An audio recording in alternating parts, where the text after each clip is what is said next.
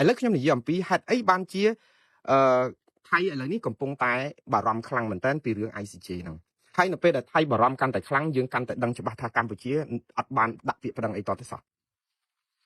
ថ្ងៃនេះលោកស៊ីហាស័កភួងកេតកែវគាត់និយាយនៅក្នុងឃ្លាមួយដែលនិយាយថាចេះខ្ញុំដកស្រង់ពីសារព័ត៌មានថៃដែលគាត់ប្រើភាសាថា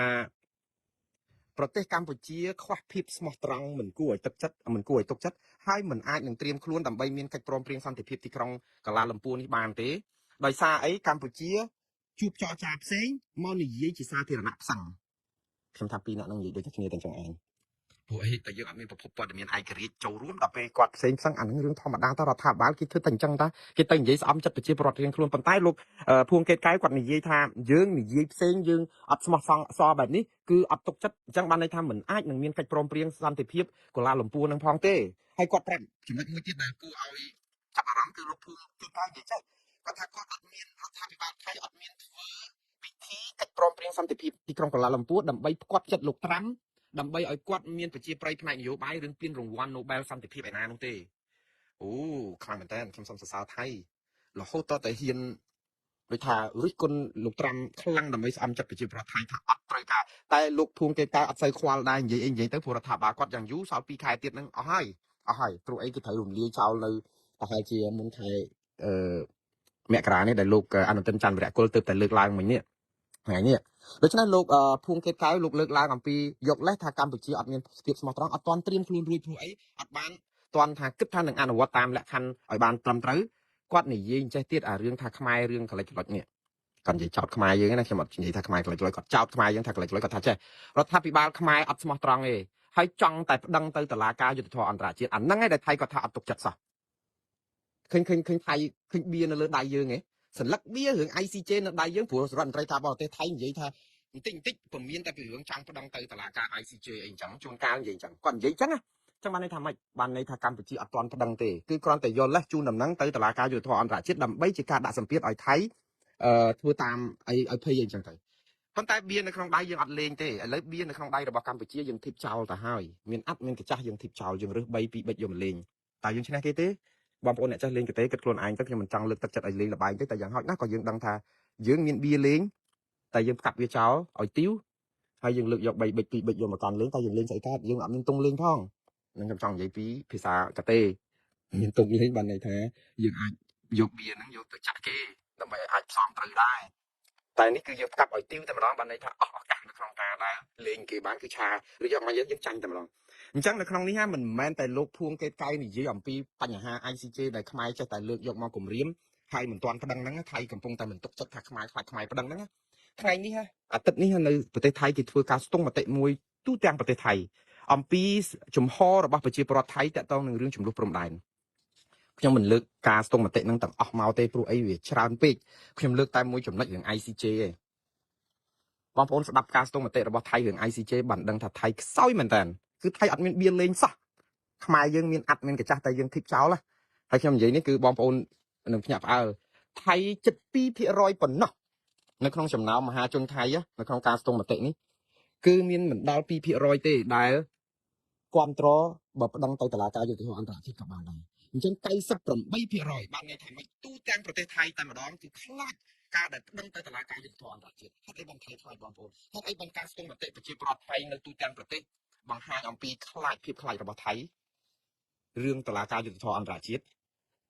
គឺដោយសារតែថៃដឹងខ្លួនច្បាស់ថាថៃបំពានដែនអធិបតេយ្យរបស់កម្ពុជាថៃអត់មានបៀលេងទេអញ្ចឹងបៀនៅក្នុងដៃខ្មែរទេតែសំខាន់គឺខ្មែរអត់ប្តឹងឥឡូវនេះវល់ថៃដាក់សម្ពាធឲ្យចូលតុចរចាក្នុងយន្តការ JBC ឬក៏ GBC ឬក៏ RBC នេះអានឹងហើយដែលជាយន្តការថៃចង់បានយូរហើយចង់ឲ្យតែចរចាទ្វេភាគីឲ្យដាក់លក្ខខណ្ឌទៀតព្រោះអត់ចង់ឲ្យទៅតុលាការយុត្តិធម៌អន្តរជាតិទេដូច្នេះបើសិនជាខ្មែរមិនលេងបៀសន្លឹក ICJ នេះទេកិច្ចព្រមព្រៀងសន្តិភាពទីក្រុងប៉ារីនៅកូឡាលំពួរនេះបើមាននៅថ្ងៃទី26ក៏មិនបានសន្តិភាពអីដែរព្រោះអីគឺជាសន្តិភាពដែលខ្មែរបាត់ដែនអធិបតេយ្យរបស់ខ្លួនហើយខ្មែរចង់ប្តឹងតាមក្រោយមែនទេរក្សាសិទ្ធិប្តឹងខ្ញុំថានេះគឺជាភាសាលួងចិត្តទេ ព្រោះយើងអាចទៅប្តឹងថៃនៅពេលដែលមានកិច្ចព្រមព្រៀងសន្តិភាពបានទេព្រោះអីកិច្ចព្រមព្រៀងតែមានហើយគឺយើងអាចជាខ្លាយជាអ្នកបង្កហេតុទេលើកឡើងតែយើងដាក់លក្ខខណ្ឌទាំងអស់ហ្នឹងនៅក្នុងកិច្ចព្រមព្រៀងមុននឹងជជែកហើយចាំណាបងប្អូនបើកម្ពុជាដាក់លក្ខខណ្ឌហ្នឹងនៅក្នុងកិច្ចព្រមព្រៀងថានៅពេលដែលដើម្បីឲ្យមានកិច្ចព្រមព្រៀងខ្ញុំព្រមចុះហត្ថលេខាតតែដកទ័ពថៃទាំងអស់ចេញពីតំបន់ដែលគ្រប់គ្រងដូចជាអានសេះភ្នំទ្របប្រាសាទតំន់ធំឬក៏កន្លែងផ្សេងទៀតរួមទាំងព្រៃចន្ទនិងភូមិជោគជ័យផងខ្ញុំថា100%ថៃដឹងតែអត់ចុះហត្ថលេខាទេ100%ហើយបើមានការចុះហត្ថលេខាវាច្បាស់ណាស់គឺព្រមព្រៀងគ្នាទៅតាមសំណើទាំង4របស់ថៃដោយព្រោះថៃអត់ព្រមទេហើយថៃអត់មានអីបាត់បង់ទេរដ្ឋាភិបាលថៃសប្តាហ៍នេះណាអត់មានខ្លាចគេរំលាយទេព្រោះត្រូវរំលាយខ្លួនក្នុងរយៈពេលតែប្រហែលខែទៀតនេះក៏សន្យាតែ4ខែតោះលោកអនុទិនចន្ទរៈគោលសន្យាជាមួយនឹងគណៈបកប្រជាជនថៃគឺគណៈបកប្រឆាំងថៃថាតំណាងរាជគណៈបកប្រជាជនថៃហ្នឹងដែលមកគូបដើម្បីបានកម្លាំងឲ្យលោកអនុទិនខ្លាចជានាយករដ្ឋមន្ត្រីឈ្នះគណៈបកភឿថៃរបស់តកូលថាក់ស៊ីនហ្នឹងគឺដោយសារសន្យាថា4ខែរៀបចំរដ្ឋាភិបាល4ខែរំលាយរដ្ឋសភាឥឡូវក៏ថាមិនបាច់ដល់4ខែផងណាសឿងបឿងដល់ប៉ុណ្្នឹងណាបងប្អូនហើយដឹងលោកអនុទិនច្បាស់ក្នុងចិត្តហ្នឹងថារំលាយចោលមុន4ខែហ្នឹងគឺរំលាយមុនខែមករាហ្នឹងដោយសារអីទេគាត់ថាអូឥឡូវខាងគណៈបកភូមិใจថៃរបស់គាត់ហ្នឹងមានប្រជាប្រិយខ្លាំងជាងភឿថៃរបស់ថាក់ស៊ីនទៀតស៊ីនវ៉ាត់ទៀតដោយសារអីគេបោះឆ្នោតនៅកាន់ច័ន្ទបុរីហើយនឹងស្រះកែវស៊ីសកេតអីនោះគឺគេមានឈ្នះមូលដ្ឋានប្រមាណឈ្នះពុកកាប់ក្រុមភើថៃគេថាគេច្បាស់លាស់គេត្រៀមខ្លួនដើម្បីបោះឆ្នោតធំហ្មងទៅឲ្យប្រជាប្រដ្ឋថៃទូទាំងប្រទេសបោះរើសគេទៅកុំឲ្យរើសតាមរបៀប